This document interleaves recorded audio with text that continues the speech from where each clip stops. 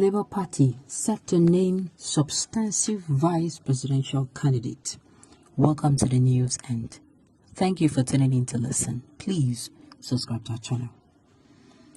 Bearing any last minute hitch, the Labour Party will no later than Friday, July 8, name and unveil the substantive vice presidential candidate to its presidential candidate, Mr. Peter Obi, a former governor of Anambra State.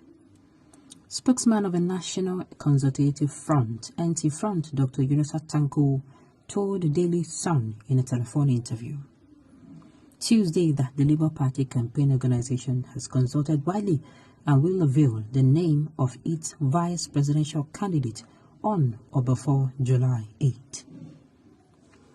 He said, "We are building a big tent. We want to build a crossbred political formation. We are doing what is called constructive consultation.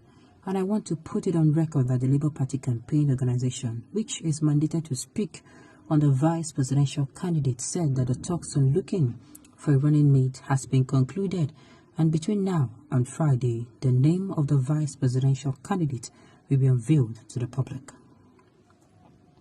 The issue we are going through now is discussions with those who want to join the party, but we have gone beyond an alliance with the New Nigerian People's Party.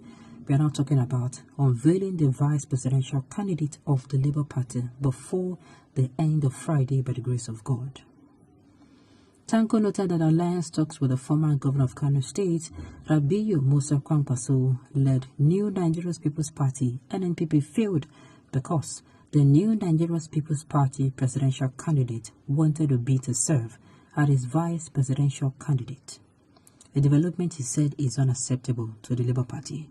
He, however, said the Labour Party and the New Nigerian People's Party are ready to collaborate in other areas.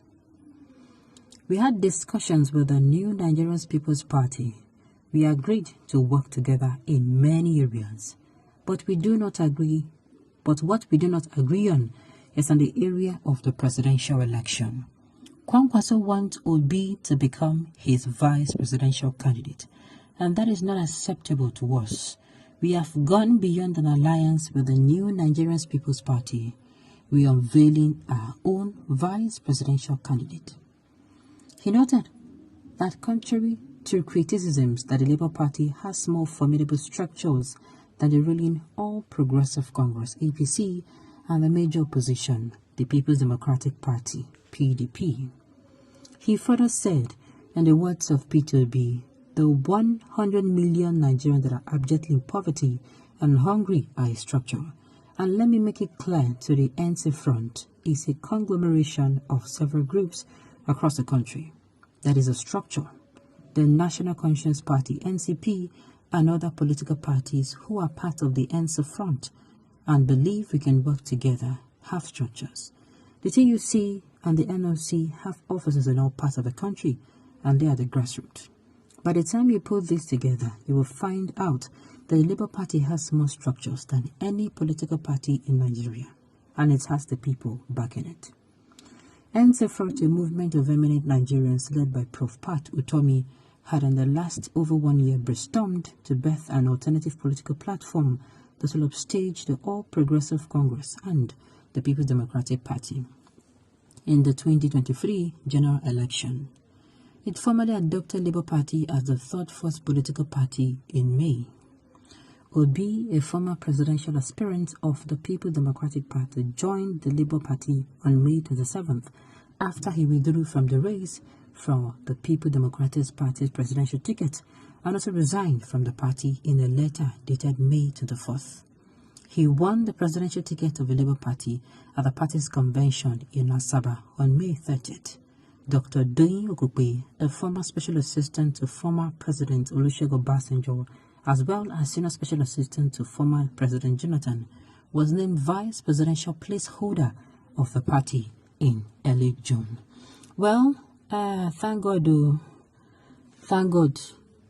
obedience, therefore, the mind don't do for options in a wow. This one way, Uncle Musa, Uncle Musa or His Excellency Musa Rabiu Kwakwanso don't come outside, can't tell them say Igbo people not sabi play politics, how they go use do them. So now, at least to put their mind at ease that they were looking beyond. That is that are good. They did not put their eggs in one basket, because if they are done now, I'm telling you, they're going to be running around to look for. But thank God that at the end of the day, they exploited other places as well.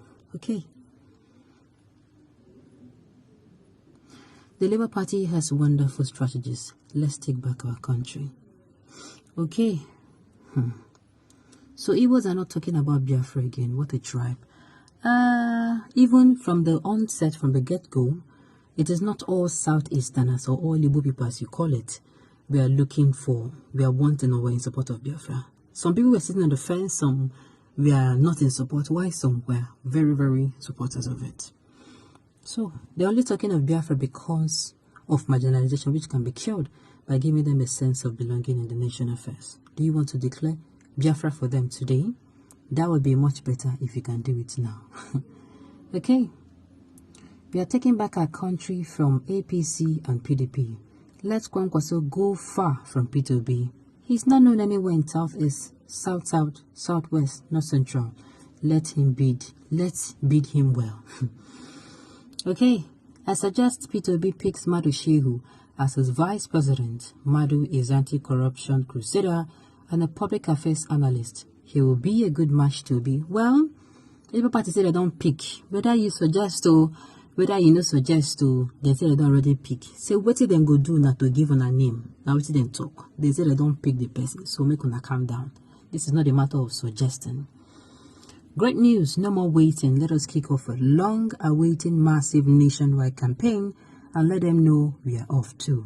New Nigeria loading, to God be the glory. Sincerely, I love that the fact that Labour Party did not fold their hands or did not put their eggs in one basket, because had it been they have done that or more, it would not have been good with the way Uncle, I don't know why I'm calling him Uncle, His Excellency Review Musa Kwakwanso, the way he came out and he turned down the offer because he would not take the vice president and of course Obi himself, and Nigerians would not even want Obi to deputize him as well.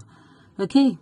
The person you saw that Obi is VP is just like Obi. He's from Kaduna, a 46 years old economist and a PhD holder, schooled and got MSc and PhD outside Nigeria, a great philanthropist, built schools and industries. Okay? At the end of the day, we all need to just wait. We don't know who it is now. Those who want to predict can start predicting. But certainly, you all know now. I like to wait and see things play out themselves. Okay, on this note, you have come to the end of the news. We say thank you for tuning in to listen. Until I come your way next time, enjoy the rest of your day.